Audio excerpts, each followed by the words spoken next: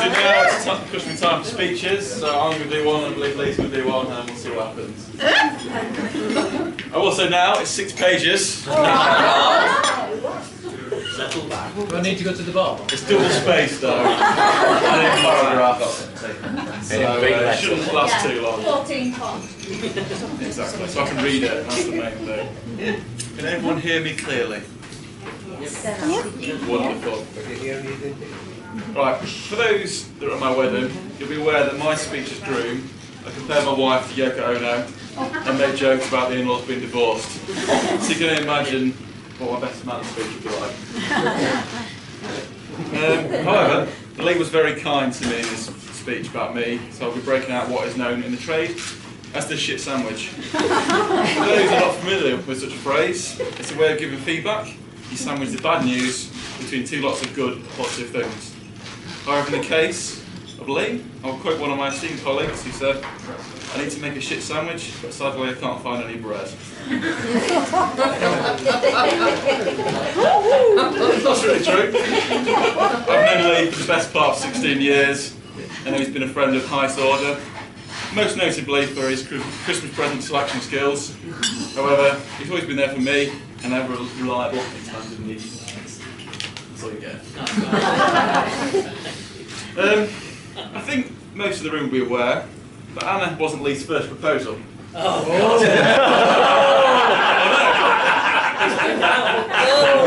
were 2 failed attempts by Anna. I don't know about you, but I've always wondered about Lee's obsession with proposals. However, I think I've worked it out. I think it is at the tender age of 12 when Lee was presented with a gift of a gold ring by his then girlfriend of 2 weeks, Becky Nicholson. It was love, and Lee was smitten. However, this love was not to last. Alas, that very same eve, there were unwelcome visitors to the Castle Cauldron. The Rosses had arrived, asking about a ring that Becky had stolen from her parents. Lee was crushed, and the relationship ended soon after. Then Lee moved on, and he moved on again, and again, and again, and again, to be fair. And in fact, for a man with a face only a monk can love,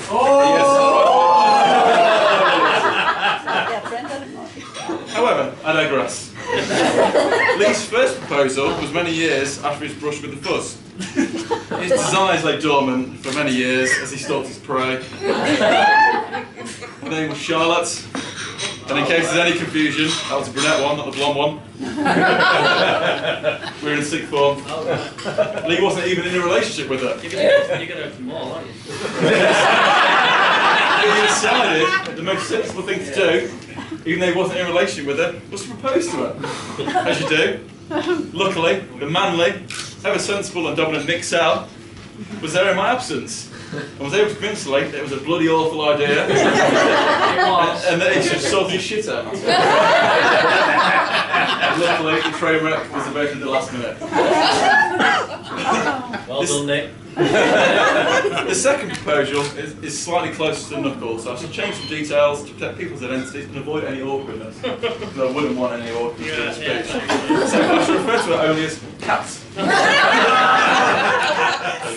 Most of you know the details, so I'll speak through the story. Lee showed her a ring, his ring. She was impressed, and despite finding it a little loose, she accepted it. However, the relationship was not to last because, in the words of Lee, she left me for a Chinaman. However, I must say, the bathroom looked really nice. Lee was heartbroken, again, and in a state of despair and loneliness, he asked me to put my feelers out and see if I can find him a wife. Started asking around, and the response was lukewarm. However, I carried on, I wasn't deterred, and I organised for me and Lee to go see Block Party. 3 of 6. So we went to a block party in search of a wench. Off the gig we went, during which Lee met Anna for the first time. Hey! For Lee, it was love at first sight. For Anna, it was which one was Lee. However, social networking came to the rescue, and Facebook details were exchanged. Chatter ensued, dates were arranged, and things blossomed from there. It was a truly modern relationship, and Anna was duly stalked on Facebook, with Lee showing us pretty much a whole photo album, and as a group, we evaluated which hair colour was hottest. Anyway, the relationship went...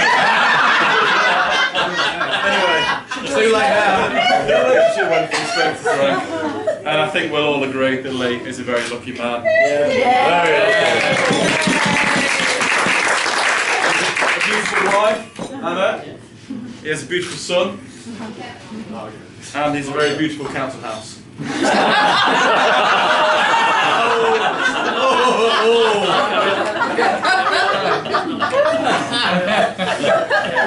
So, is it housing association?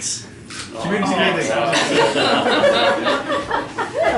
So we then got engaged, and we skipped some boring stuff, and we had a stag do.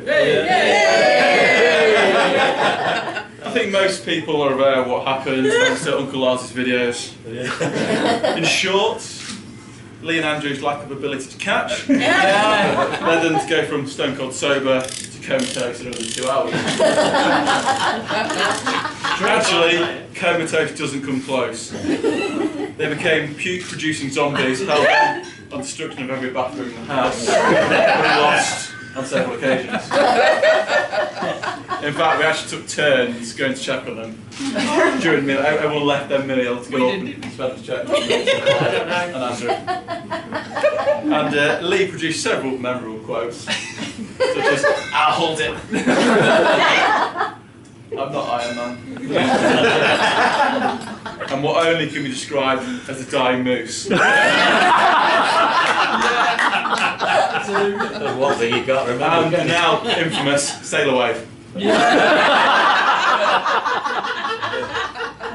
However, despite nearly killing the first and last born of the Cauldron family, a good time was had by all, and we're all into the first round of Wimbledon next year. Yeah.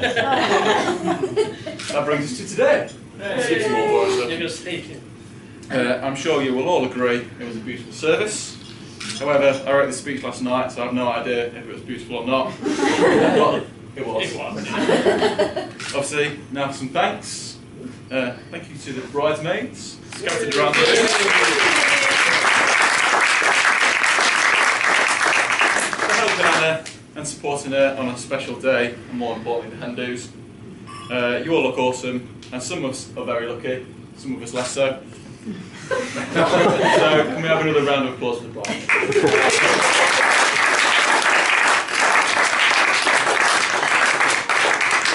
I'd also like to say thank you to Will and Adrian, from me personally, because you've always been so welcoming to me and helped me out over the years, and for bringing Lee up proper like. For those who throw catch might have gotten used to it. And also, obviously, a round of applause for Anna for being such a beautiful bride.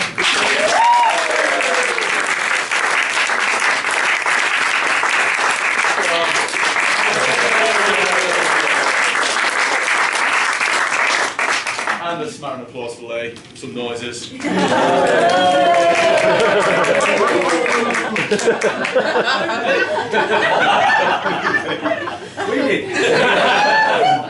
Finally, I'm proud to be the best man. And although my work means that I'm not around as much as I'd like to be, I would do anything. I like most things. For both of you, the drop of a hat, and all you've got to do is WhatsApp me, and I'll be there. You're both brilliant, and I couldn't be more happy to see you married. And to conclude my waffle, to the bride and groom. Yay. And a round of applause, please. Yay.